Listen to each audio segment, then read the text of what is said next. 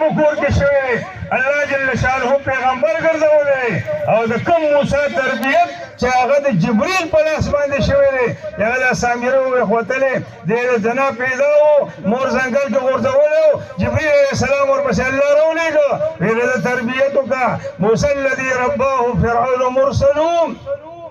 موسی الذي رباه جبريل کافرو موسی علیہ السلام د ګیري نه 1900 سپېړه ولا ورکړه فرعون غوسه شو وې دې وجلما حضرت آسیه رضی الله عنها هغه وته خبردار دا موږ په بچی باندې نیولې دې نه پوهیږي هغه زبان امتحان وکړي یو لوخي ولا د ورس کورټم کې خودا ورله ګلم کې خودا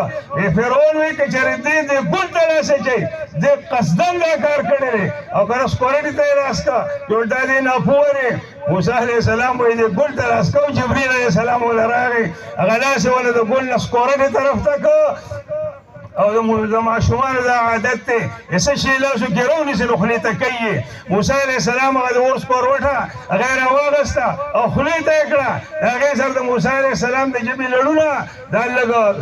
سوزیدلو هغه په وجه باندې موسی علیہ السلام په جواب کې لګا لقطه راغی لګا تطویر پکې راغی الله بارګه کې سوال کوي خدایا زمان د جبه دا غټه والا پرانه او د شدت د سینې له شرح صدر وکړه موسی علیہ السلام سوال وکړ الله ولا سوال قبول کړي حضور علیہ السلام د الله نه نه غوښتي الله جل شانه د قران کې ذکر کړي اے زما پیغمبره الم نشرح لك صدرك ولستاسین ما نه پرانسته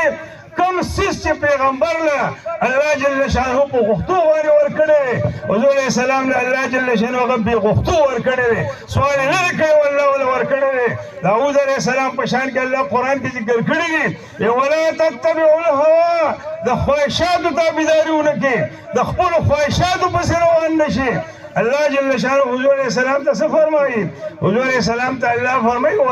وما ينطق عن الهوى ان هو الا وحي يوحى اے ما پیغمبره اے امته ما پیغمبر ته زار خبرې نه کوي د خواهشاتو تابعداري خو ډیره لوی خبره ده د خواهشاتو تابعداري خو ډیره لوی شی دی ما پیغمبر هغه د خپل ځان خبره نه کوي ان هو الا وحي يوحى ما پیغمبر چې خبره کوي هغه د الله وحي